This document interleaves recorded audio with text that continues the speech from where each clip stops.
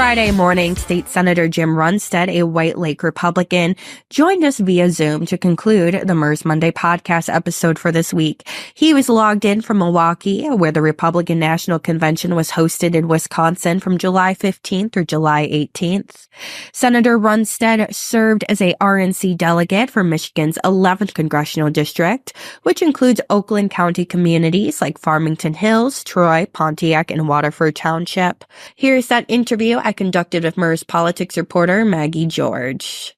Hello, Senator Runestad. How are you this morning? Coming to us from Milwaukee on Friday around 10:37 Eastern Time and 9:37 over where you're at. Well, I'm doing fabulous after an incredible experience at the Republican National Convention, and got up early this morning. Got out of there very late. We had to get behind through all the balloons that were kind of floating up the stairways. They had to be cleared to get out of there and get back to the hotel, which was close to an hour and a half away. And so it was a very late night, but very exciting.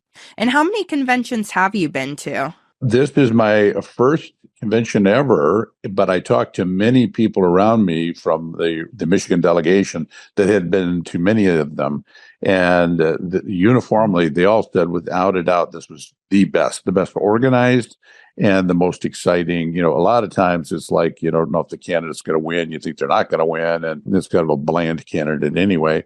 This was an incredible experience on the heels of the nominee almost being assassinated. And it's really, I think, unique probably in convention history that there was people here who were not Trump supporters, even in the delegation. They were, a Nikki Haley or a Rubio or a DeSantis. All that vanished when that shot was taken, and every single Republican, I would say, in the entire arena were all united 100% behind Trump. Senator, going off of that excitement from the convention itself, rather than, celebrations and parties and that sort of thing, what would you say was the most meaningful experience for you from this convention? I would say two things. One, J.D. Vance being the nominee. We got word of it just, text messages started coming in literally 10 minutes before the official announcement. And then everybody starts discussing, what do you think? And again, it was uniform positive. Now, here is the candidate who's completely different than many of the other candidates. And again, you have a real spectrum in the delegation of very moderate Republican delegates and very, very conservative delegates. And everybody seems to be thinking, yes, this is a very good choice. I think for a number of reasons. Somebody who's 38, 39 years old, that's one of the most accomplished people I have ever heard of in my life when you go through the accomplishments. And coming out of an absolute dysfunctional, impoverished background where he didn't know day to day where he's going to live and is he going to have food, and his mom is drug addicted and he's trucked off to relatives. And I've talked to a number of people and discussing the fact that what we're reading in the paper, 60% of Americans today do not have a reserve. They're living paycheck to paycheck. If something goes wrong, if they lose a job, if the furnace goes out, if the car breaks down, there is no reserve. They could end up losing everything. And something Joe Biden couldn't relate to, and frankly, Donald Trump couldn't relate to. But J.D. Vance can relate to this. There's nobody that could say, yeah, this guy's born with a silver spoon in his mouth. He doesn't understand what it's like to be a working class. Oh, yes, he does. I would say more than probably the three of us. He was living in absolute poverty and overcame so much. So I think there was a lot of positive about that. I do want to ask, because while the convention was going on, us here, the media, were getting a lot of Democratic press releases that wanted to really zoom in and hone in on Project 2025. So I want to ask you, as a very conservative voice in Michigan, how often are you personally talking about Project 2025, and how real is the desire in some conservative spaces to see this come to fruition? Well, I haven't read the whole thing. It's pretty lengthy. I've only read summaries. And, this is a Heritage Foundation kind of white paper. And Heritage has been around for a very, very long time. It's a respected organization. It's not like some lunatic or fringe operation. And these are their suggestions. And yes, there were some former Trump people involved in crafting the document. But we all know former people, his appointees and stuff, who resigned, didn't like him or whatever. So that doesn't mean that because their names are associated with this, that his name is associated with it, President Trump. And he has said, and I think we can all agree, there's some very good ideas in there. And there are some ideas that Donald Trump has said they're not good ideas. So the media is trying to say, well, because some former members of his administration or his appointees are connected with this document that's from the Heritage Foundation, that he has signed off on every single. He's made that clear. That is not the case. It would be ridiculous if a foundation that was more left-leaning had some former Biden people on it. And so that means that everything that was produced by this foundation is in absolute agreement. Biden's in agreement absolutely with every word, when Biden has never said that. It's that kind of thing that they need to look at it truthfully and But Donald Trump didn't sit down with all these people and start crafting all of this. If there's any evidence of that, I'd like to see it, because I don't think that's the truth at all. I would be curious, though. I mean, speaking exclusively for yourself, because that's the only one you can really speak for. I mean, is this something that you have much interest in, or is it just kind of a big booklet that you have occasionally looked at this point? Yeah, I just read a summary, and I would be more than happy to digest it and go through and tell you everything that I agree with and disagree with. One of them, I think, was taking a strong position against illegal immigration. Since before I got into politics, I've always felt it is outrageous that we would throw the border open. It's so damaging. Other countries do not do this. We take in more legal immigrants than the rest of the world combined. And then Biden floods the nation with 10 million people from all over the globe. We don't know a thing about them. Anyone who thinks this is a rational policy, potential terrorists and murderers and rapists, and the Democrats who say, no, there's none of those in there. Oh, come on, you don't know anything about them. I was down at the border and they just processed them through. Now you did go to the border during the springtime, right? I believe, what was it? Was it March or February when you went? It was to get a look at what was going on. And I found it so valuable to see what's actually happening. You'd have miles of fence that were the Trump fence, and the fence was 40 feet tall. And then the Bush fence was like 6 feet tall that you could step over it. And then the Biden wall. And by the way, I filmed all this. The Biden wall, then there was no wall. In the same thing that I'm filming, 40 foot, 6 foot, and then Biden's area of it, there's no wall at all. And there's a road that goes directly from the United States into Mexico and back. And there's no border protection. It's just completely wide open. I believe that every American should go down there and look at that. I don't think that they have any idea of what's actually happening, that the things we were hearing about, well, when we were on the bus and they were talking about some of these people were involved with making the so-called cages that the children were held in. And they said this was all done under the Obama administration. And what they filmed was done by the Obama administration. And media was saying, take a picture, say it was Trump who did this. And of course, when you aren't separating, they discussed this, when you aren't separating the kids coming across from the adults, you are assuming that you have a couple of kids here and some man who says he's the father. Should you just release them in? That could be the trafficker, the guy who is trafficking these kids. And you don't ask any questions. You just go through the assumption. You have to make sure of all of this stuff. And these kids, if he's with this adult, they may not answer anything honestly because they're terrified.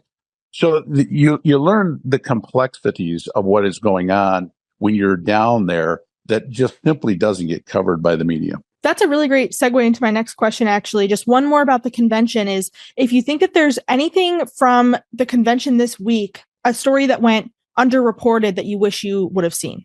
Wow, that's a good question. The director of the Secret Service, it has been acknowledged, I've seen all kinds of quotes, that one of her biggest overriding priorities was DEI.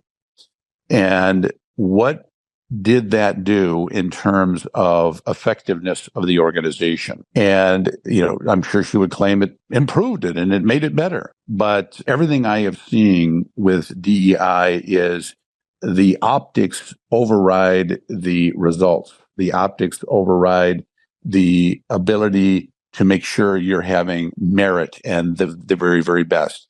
And what, if anything, did that influence in terms of a catastrophic meltdown that I could not even have envisioned can happen? This morning I was on Off the Record, and Chad Livengood was telling how Bob Dole came into his town when he was young, and he saw snipers absolutely everywhere. And I had the same experience with Gerald Ford. Came into Grand Blanc, and my parents took me to it. It was the first time I'd ever been anything like that. And I remember going, Mommy, what are those guys up there with the guns and all this stuff? Because they were absolutely everywhere. I mean, and I remember my mom telling me that's the Secret Service and they are the best security detail in the entire world. And you could just feel absolutely safe because there is nobody better. Well, I don't know who could make that claim under this director.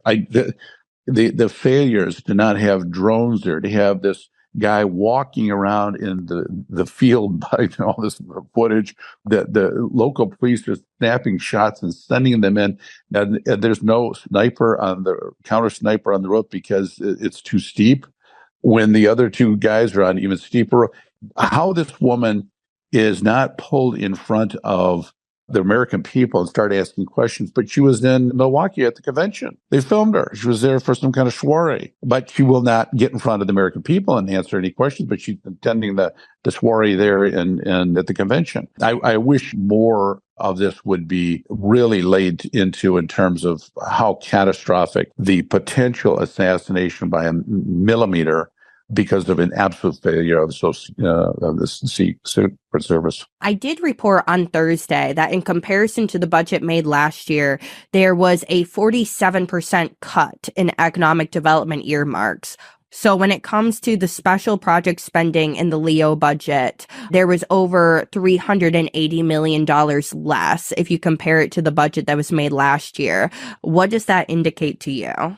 Well, it was over 400 million in special projects, correct? Yes. Okay, well, 400 million is a hell of a lot of money. And how much of that is recategorized?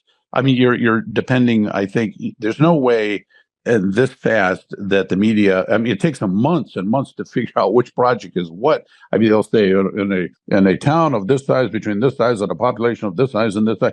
I mean, I've talked to journalists that say, my God, 6 months, I can't make heads or tails out of this thing. It takes so long. So how much of this, they said this is no longer needed as economic development, but who defines that? And how does that get redefined? To me, 400 million and pet projects with no names on them. I don't care how they categorize it. I don't trust how they categorize it. That is a hell of a lot of taxpayer dollars handed out by a legislature of 38 senators and 110 members, divided up by $400 million. Who got what and what did they get for those requests? No transparency on anything. The whole process to me is absolutely disgraceful and disgusting. Yeah, I mean, that also makes me want to ask. I mean, I know with the budget that was made last year, the state budget office was supposed to make a publicly viewable website of legislative sponsors of special projects, and that legislators were supposed to do a form that basically showcased any financial biases toward projects. Did your caucus receive any new instruction last year on how to claim a special project, or any links that you hadn't received in the past? No. No, there's nothing I ever saw. Nothing I've heard of any colleagues getting relating to that. I mean, you could clean this up in the rules this year. They're not going to do it. I know with leadership on either side is not going to want to change anything. It's all this whitewashing. That they categorize it less as economic development, but then maybe they categorize something different, but it's kind of the same thing, or saying that they're going to have this transparency. Every one of these requests, they know who made the request. Put them in the budget. Joe Blow asked for $20 million for the blah, blah, blah project. Anything less than that is corruption. I mean, I even want to ask about, your own district. Your Senate district will be receiving a $500,000 infrastructure grant to the Waterford Township Senior Center. Was that something you knew anything about? No, but who made the request? I'd like to know who made the request. So would you even say that there are requests that are made in your own communities that you represent that you don't know anything about? I don't know about any of them. This is not done. This is not done in any kind of a transparent way. It's done on purpose, and usually they horse trade these things through the night. That's a lot of what was going on right to the end, is this horse trading back and forth. It's done by just a few people. Most of the members don't even know what's going on. They don't even know if requests are going to get through or not. And it's so dependent upon what kind of compliance you have with the leadership. If you're on one side of the aisle and some of your members are not compliant, then they're not going to get anything. If on the other side they're not compliant, they're not going to get anything. But maybe there's somebody over here you really like on your side of the aisle, so you horse trade with the majority speaker or the majority leader. And I really need it for Sue Smith or Joe Blow. It's all the most terrible way of operating with the public's tax dollars that the people could imagine. If the average person, I talk about this, but I wish I had a bigger microphone to make sure every taxpayer knew how rotten to the core of the system is. Everybody, that is Senator Runestad. Thank you so much for joining us on the MIRS Monday Podcast. Thank you, Samantha.